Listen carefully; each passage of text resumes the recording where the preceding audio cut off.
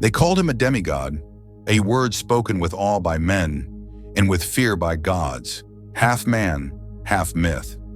Before he ever lifted a sword, before he ever made a choice, his fate was already being debated in whispers far above the clouds.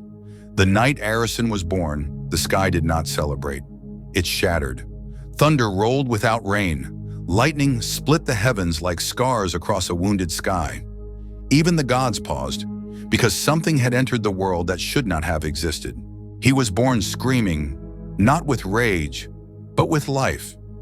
A mortal mother held him in trembling arms, unaware that the child she cradled carried the blood of a god who would never return.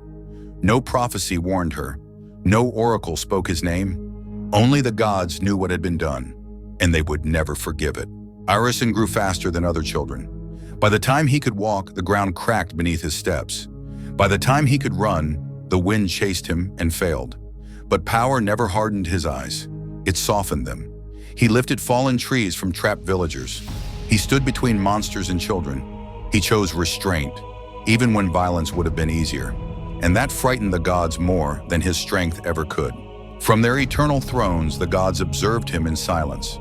They counted his victories, measured his growth, calculated his future. Immortals do not fear death. They fear irrelevance.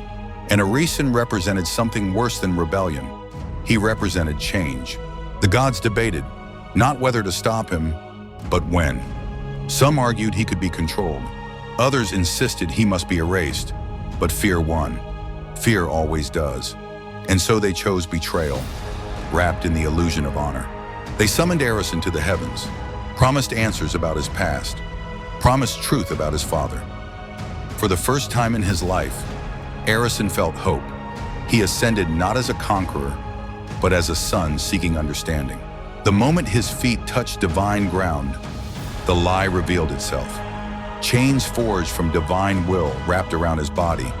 Not metal, not magic, judgment. They bound his strength. They silenced his power. They crushed his breath. And the gods looked away, ashamed of their own fear. They did not strike him down. Death would have made him eternal. A story, a warning. Instead, they chose something worse. They erased his name from the heavens, scratched his existence from divine record, and cast him into the abyss, where even memory dies. He fell without end. No ground, no sky, only darkness swallowing sound itself. His scream faded, not because he stopped screaming, but because no one remained to hear it. Time had no meaning there. Moments felt like centuries. Centuries felt like breaths. The darkness did not hurt him.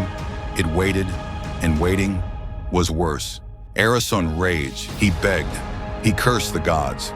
Then he went silent, because anger needs hope, and hope had been stripped away. In the silence, a realization formed. The gods ruled because they were born to power. They never chose it. They never earned it. But men rise, not because they are destined, but because they decide. And in that moment, Areson chose himself.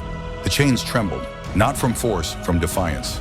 Areson stood, not as a god reclaiming strength, but as a man refusing surrender. The abyss cracked. When he emerged, the heavens recoiled. Not because he was stronger, but because he was no longer predictable. The gods armed themselves. Their armies filled the skies, but Areson walked alone. The battles were brutal, precise, unforgiving. Gods fell not to rage, but to purpose. When silence returned, only one throne remained. They offered it to him, eternity, absolute rule, everything they feared him becoming. Areson looked at the throne and saw a cage. "I was born with power," he said, "but I earned my humanity." And he turned away. He returned to the world of men. No crown, no worship, only choice every single day. They once called him a demigod. History remembered him differently, not as a god, not as a ruler, but as proof that greatness is not inherited, it is earned. Thank you for watching. If you like this video, please share it as much as possible. Subscribe our channel and click the bell icon for regular updates about our new videos.